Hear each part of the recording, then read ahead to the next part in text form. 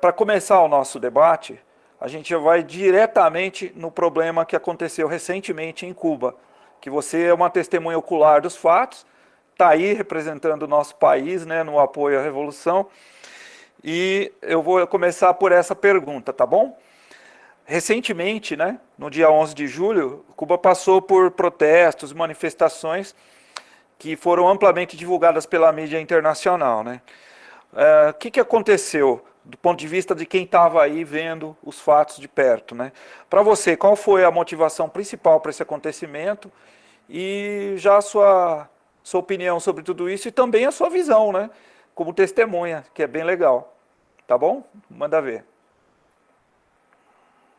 Olá, Márcio. Olá, Sara.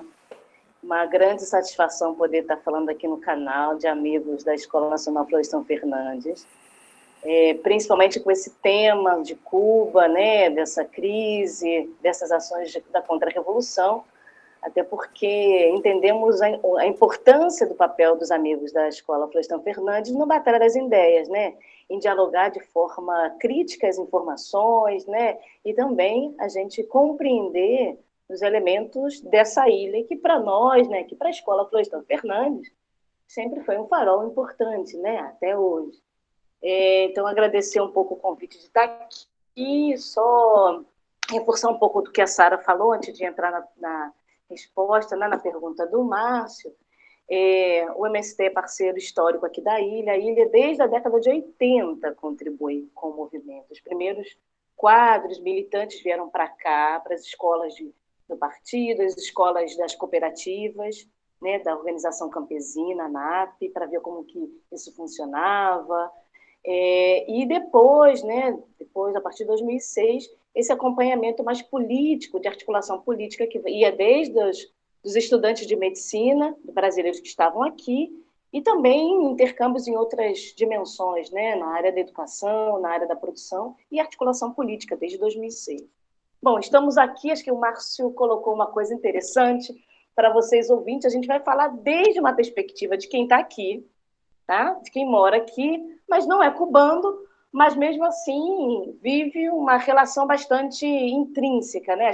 Eu falo hoje de um bairro chamado Latimba, que é bem no centro de Havana, mas é um bairro bem popular, é um bairro bem caliente, como se diz os cubanos, né? É um bairro de trabalhadores, né? Trabalhadores de transporte, trabalhadores na área da agricultura. Falo aqui de perto de 3 organopônicos, só para vocês sentirem, né, desde onde a nossa fala é desde uma organização política e muito bem, como colocou o Márcio, desde uma pessoa que vive aqui, né? Márcio, assim, dia 11, o que a gente olhou de uma perspectiva imediata, né, de uma realidade concreta e imediata, foi um protesto, né, no dia 11. Foi um protesto em que franjas do povo foi para as ruas, né? E isso que a gente observou, isso que a gente olhou desde fora. E é que desde dentro a gente acompanhou os preliminares, que a gente pode seguir conversando, e o que de fato aconteceu, né? Então, de fato, foram pessoas, né, da população que foi para a rua, porém incitados, provocados por uma agenda muito legítima de demandas do povo, mas não organizado a partir do povo, que a gente chama de uma organização popular, né? Quando a gente fala de uma mobilização no Brasil, a gente passa desde algumas reuniões, conversas, organização de agenda, pauta, né? Então, o que a gente viu foi uma construção, né, uma orquestração orientadas de grupos contra-revolucionários e cujos principais operadores estão fora do país, estão muito cerca daqui, gente, 150 quilômetros de mar. Então, Miami, Flórida, né? E com uma estratégia midiática, com ação de violência, né, contra o governo socialista. O que nos chamou a atenção é que a pauta que provocou, né, chamar o povo para ir para a rua, que esses contras chamaram, era uma pauta das demandas, das necessidades. Agora, a ação de ódio, de violência, foi uma ação contra os símbolos da revolução, contra o governo socialista, contra o símbolo de esquerda, né? Então, com uma pauta muito similar que a gente tem visto na América Latina. Bom, Márcio, acho que tem 3 fatores que a gente pode, depois da entrevista, seguir adentrando, né? Seguir, talvez, vendo que determinações, porque são determinações históricas e uma conjuntura, né? O momento da conjuntura. Acho que o primeiro é um bloqueio. Acho que isso a gente não tem, a gente sempre fala isso, mas imaginem um país que tem 62 anos de revolução, mas tem quase 61 anos de bloqueio. Bloqueios econômicos, bloqueios políticos, né, que restringe drasticamente a entrada de recursos materiais e financeiros. Isso impacta severamente no desenvolvimento desse projeto socialista.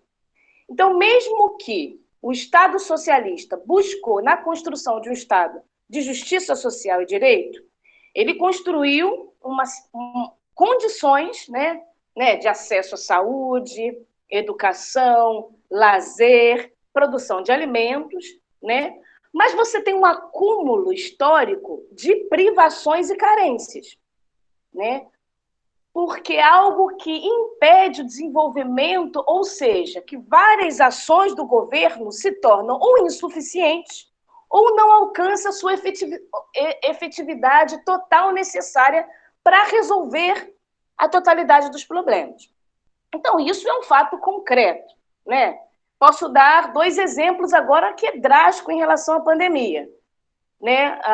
Os respiradores que vieram da China não puderam entrar porque continham tecnologia estadunidense. Se tal aparelho, se tal máquina ou tecnologia compõe até 10% de tecnologia cubana, não pode entrar. Uma outra coisa que eles tiveram que resolver rapidamente, para fazer o PCR tem que ter aquele, esqueci o nome, um cotonete grande, né? Não pôde entrar aqui também. Cuba não é produtora de algodão, né, gente? A gente é uma ilha, tem várias produções que não conseguem realizar. Então, ela teve que ser de forma criativa resolver esse problema. Esses são 2 exemplos imediatos, né, em relação à pandemia. Claro, tem uma outra coisa, Márcio, que é a crise econômica, né? O governo cubano, a própria economia em Cuba, ela é uma economia extremamente na busca de uma certa sustentabilidade, uma soberania, só que ela nunca é completa, né? A gente trata de uma ilha com limites edafoclimáticos, clima, solo, não tem todos os recursos naturais, né? Então, isso é uma economia que precisa de uma relação de cooperação internacional o tempo inteiro, né? De troca, né? O tempo inteiro, né? E o governo cubano foi sempre tentando resolver algumas dessas questões, né? Recentemente, né, o governo cubano passou por medidas, né, de reorganizar, isso é histórico, Márcio. A gente não vai conseguir conversar aqui, mas isso é histórico, né? O ordenamento econômico, Cuba sempre vai tentando reformular. Eles fazem algumas críticas internas, que eles chamam conserto de errores e tendências negativas, desde a década de 70, 80, mas a verdade é que desde o período da década de 90, desde o período especial, né, que Cuba se abre mais, né, para o mercado internacional, para o turismo, nunca se recuperou totalmente, desde a década, né, de 90. Mas vai tentando pensar formas e reformulações econômicas e sociais para dar conta. O Cuba passou por um período recente de medidas políticas e econômicas, a gente pode falar mais para frente um pouco, na tentativa de sair de alguns problemas. Então, ela fez um aumento de salário, teve salários que aumentou de 2 a 5, 6 vezes, a unificação da moeda, que a gente pode falar um pouco, o controle dos preços, né? A questão da produção de alimentos com o redirecionamento da produção de insumos internos, né? Mas a Cuba foi muito afetada, seja desde do turismo, que foi totalmente fechado, desde os gastos enormes com o controle da pandemia, e até mesmo o Trump, no último ano, ele fez uma nova resolução com 239 novas medidas de restrição a Cuba, do bloqueio. Então, isso agravou, né? Você já tem uma crise econômica com toda essa situação e isso agrava. A própria pandemia é um outro fator também, né? Que é uma pandemia que foi muito bem controlada durante 16, 17 meses. É difícil fazer isso. Cuba se fechou, Cuba estruturou esses cuidados. O povo está cansado, foi exaustivo, está exaustivo, estamos cansados nesse controle. E foi um controle extremamente positivo, mas chegou novas cepas, né? Entraram novas cepas, né? E isso afetou muito a Cuba, né? Com o aumento de casos, com o aumento de mortes, né? E a própria guerra midiática, eu acho que é outro fator, é um quarto fator aí, Márcio. Essa guerra midiática para desestabilizar Cuba, ela não é nova, mas ela se usou de fatores muito recentes, né? Então, de meios muito atuais, que a gente chama dessa guerra de novo tipo, dessa guerra híbrida, né? Cuba sempre sofreu ataques, eu acho que vocês acompanham na década de 60, 70, invasões, sabotagem, contaminações, espionagem, isso não é novo para Cuba, né? O que é novo nesse período recente para Cuba é essa guerra de novo tipo, né? Com produção de falsos perfis, contas robotizadas, fake news, a partir de redes sociais, né? Influencers, blogueiros, artistas, desde fora de Cuba, com financiamento dos Estados Unidos, né? Que visam canalizar os problemas concretos para ações contra-revolucionárias. Então, Márcio, assim, a resposta é longa, porque eu acho que essa é a pergunta mais estruturante, assim, né? Acho que tem 4 fatores e elementos fundamentais: o bloqueio, a crise econômica, a pandemia e a guerra midiática.